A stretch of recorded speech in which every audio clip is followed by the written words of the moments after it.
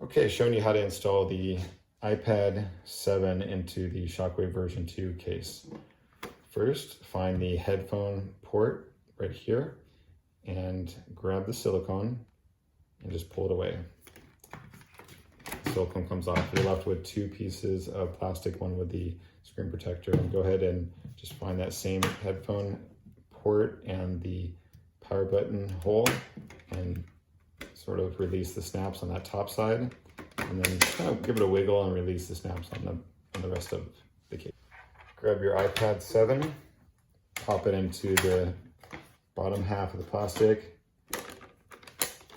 align the top half, go ahead and work around the perimeter to snap it.